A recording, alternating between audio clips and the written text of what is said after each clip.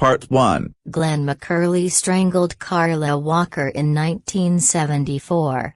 Was she his only victim? All ICE officers wearing bulletproof vests piled out of unmarked cars and fanned out around a small, one-story, tan-colored home in a working-class neighborhood of far west Fort Worth.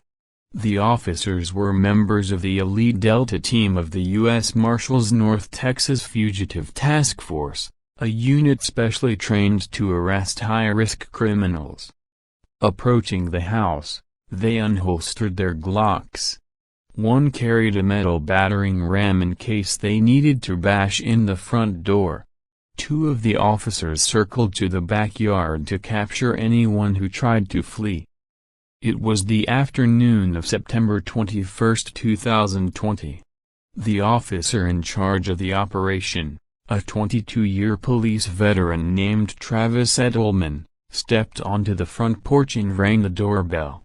A 77-year-old man opened the door wearing a gray polo shirt, blue jeans, and black dress shoes with white socks.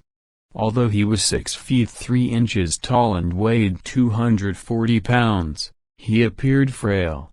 His thinning hair, white with strands of gray, was brushed back over his head, and his brown eyes were sunken into his face. "Mr. Glen McCurley?" Edelman asked. He didn't wait for an answer. "You're under arrest. Please step outside, and do it now." McCurley seemed bewildered.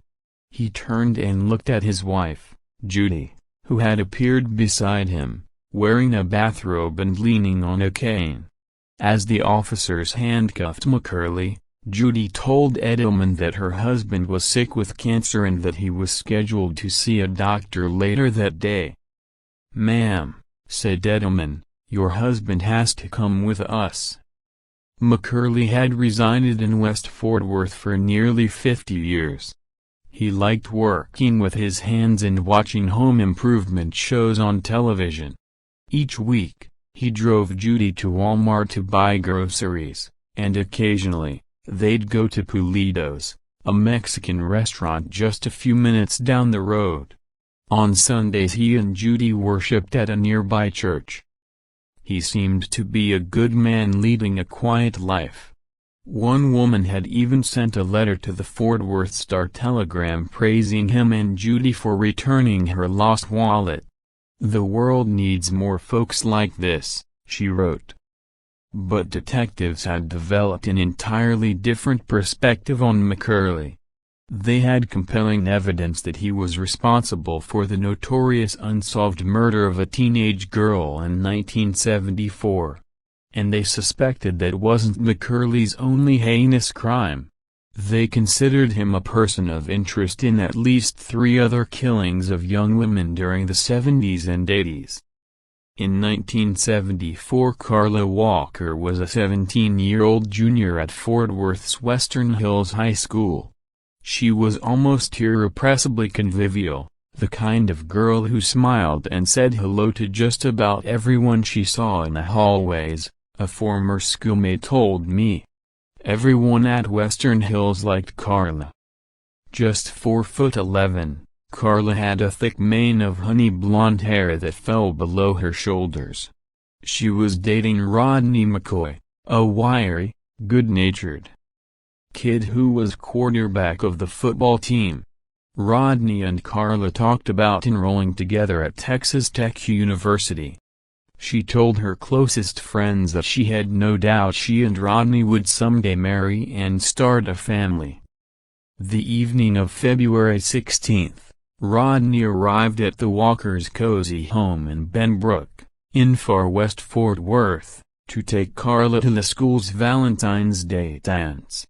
When Carla walked down the stairs from her bedroom, she was proudly wearing the promise ring he'd given her. He pinned a corsage to her powder blue dress, then drove her in his mother's car, a 1969 Ford Limited, to the school cafeteria, which had been decorated with pink streamers and paper hearts.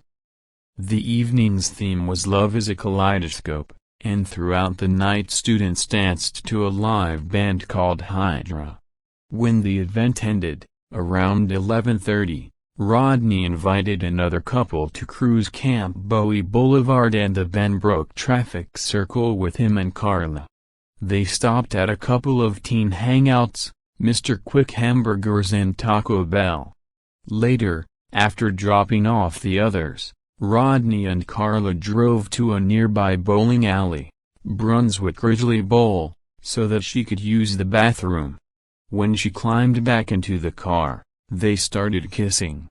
Carla leaned back against the passenger door, using her purse as a pillow. Then the passenger door flew open. Rodney would later say that he caught a glimpse of a tall man with short brown hair. The assailant was wearing a vest. He began bludgeoning Rodney over the head with the butt of a pistol. At some point, the gun's magazine clip dislodged and fell to the parking lot. The man grabbed Carla. Rodney, barely conscious, heard him say, "You're coming with me, aren't you, sweetie?" "Rodney, go get my dad," Carla said. "Go get my dad." Rodney came to in the driver's seat sometime around 1 a.m. He sped to the Walkers' home, which was less than a mile away. He drove up over the curb onto the front lawn and slammed on the brakes. Carla's parents, Leighton and Doris, were still awake, playing dominoes in the dining room with relatives. Carla's little brother Jim, who was 12 years old, and her elder sister, Cindy, who was 18, were in the living room, watching television. They heard someone banging at the front door and were stunned to see Rodney, blood dripping down his face. He was frantic. "Mr. Walker, they've got her," he shouted. "They're gonna hurt her bad." Leighton, a retired Air Force lieutenant colonel, grabbed his pistol and raced to the bowling alley. Doris dialed the operator on the family's rotary phone and asked to be connected to the police. Officers soon arrived at the scene.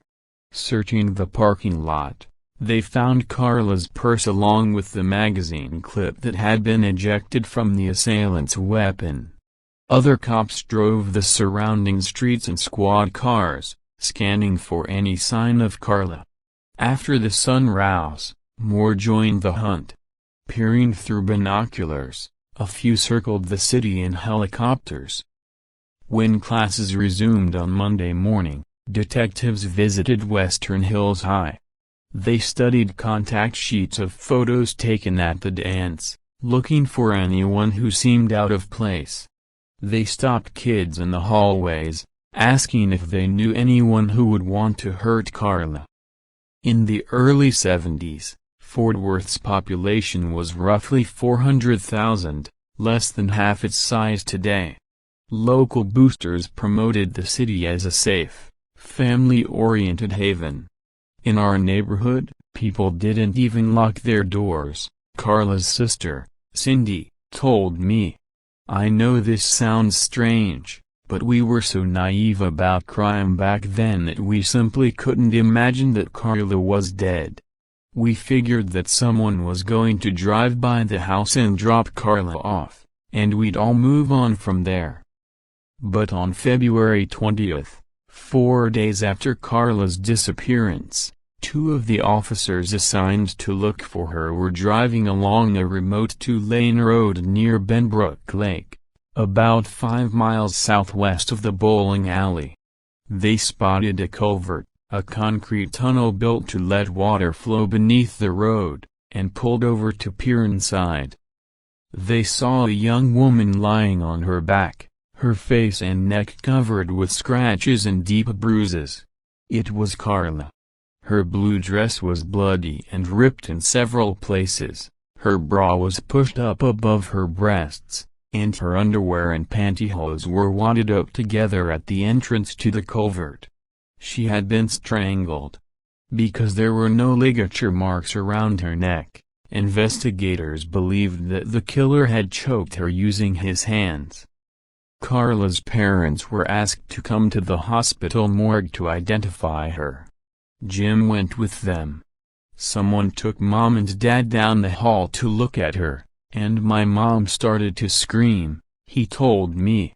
I had never heard anyone make a sound like that. It was like an animal sound. That will stay with me for as long as I live. News of Carla's murder covered almost the entire front page of the Star-Telegram. Her funeral, which was held at the Western Hills Church of Christ, was attended by more than 1,250 mourners, far more than the small sanctuary could hold. As they walked past Carla's open casket, her friends were overcome with grief. They were also terrified. They stopped cruising up and down Camp Bowie Boulevard after school, and some would no longer leave their houses at night.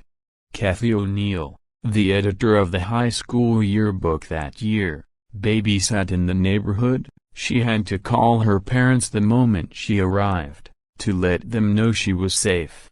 Others signed up for self-defense classes that were arranged by the Western Hills High PTA and taught by two men who held black belts in jiu-jitsu.